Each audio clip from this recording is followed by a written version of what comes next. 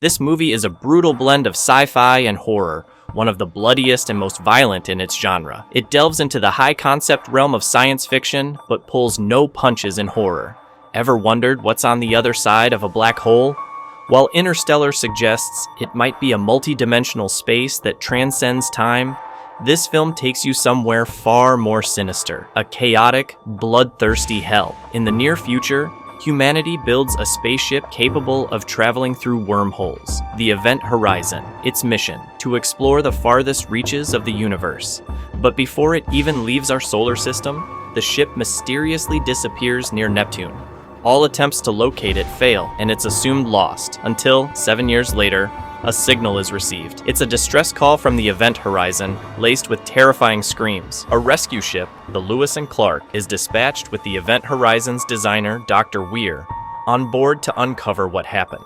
After a long cryosleep, the crew arrives near Neptune, only to find the missing ship shrouded in a violent storm. Despite no response to their hails, bioscanners detect faint signs of life throughout the vessel. With no other option, the captain leads a boarding party to investigate, unknowingly opening Pandora's box. Once inside, the search team splits up. The executive officer makes his way to the bridge, only to find it empty. But the walls are splattered with blood, and dismembered limbs are scattered everywhere. Just as he retrieves the ship's log, he notices a figure in the shadows, only to discover it's the corpse of a crew member, horribly mutilated, with even their eyes gouged out. Meanwhile, the ship's engineer heads to the engine room and is confronted by a bizarre gravitational drive, the heart of the ship. As he approaches, the drive suddenly stops, cutting off his communication with the Lewis and Clark. Before he realizes the gravity of the situation, a blinding light flashes, and he sees a pool of black liquid form in the drive. When he touches it, an unseen force pulls him inside. At the same moment, the drive releases a massive energy wave, damaging the Lewis and Clark and forcing the crew to evacuate to the Event Horizon. But new problems arise. The Event Horizon's life support systems are also failing, and they only have enough oxygen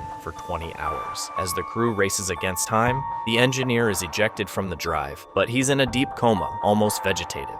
The captain confronts Dr. Weir about what the drive really is. Weir explains it's an artificial black hole, capable of bending space-time and taking the ship anywhere. If the engineer was sucked into it, he might have gone wherever the Event Horizon went before it disappeared. But Weir insists the drive wasn't active, so he believes they're just seeing gravitational distortions. The captain orders the engine room sealed off, but it's too late. The ship's doctor suddenly sees visions of her terminally ill son, his legs rotting away. Another crew member sees his long-dead wife, while the captain is haunted by memories of a crewmate who burned to death. These disturbing visions are drawn from their deepest fears and guilt. The executive officer hypothesizes that the ship itself might be alive, reacting to their presence as invaders. Before they can fully grasp this, the comatose engineer disappears. The doctor, panicking, rushes to the bridge where the doors are being attacked by an unseen force. Dr. Weir, in a trance, tries to open the doors, but the executive officer restrains him just in time.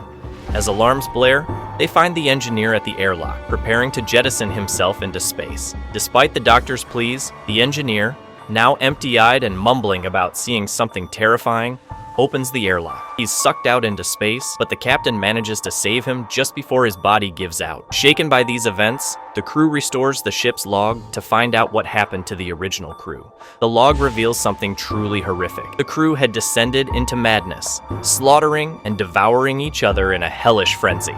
The captain finally understands the message. It wasn't a plea for help. It was a warning to save themselves and escape this hell.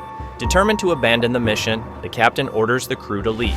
But Dr. Weir has other plans. As the ship's life signals spike, the doctor, haunted by visions of his deceased wife, gouges out his own eyes and sabotages the Lewis and Clark with explosives. The ensuing explosion kills one crew member and hurls another into space. The captain, enraged and desperate, arms himself but finds the rest of the crew either dead or missing. Dr. Weir, now fully possessed by the evil forces within the ship, activates the gravitational drive to take them all back to the hellish dimension the ship had visited. Just when all seems lost, the engineer miraculously returns, having used his suit's thrusters to reach the ship. In a final confrontation, the captain sacrifices himself to destroy the ship's corridor, severing the ship in two. The remaining crew escapes in the front section, while the rear is sucked into the black hole, returning to the hell it came from. In the end, after 72 days adrift, another rescue team finds the survivors. But as they wake, the captain sees Dr. Weir's terrifying face instead of a rescuer's, though it appears to be just a nightmare.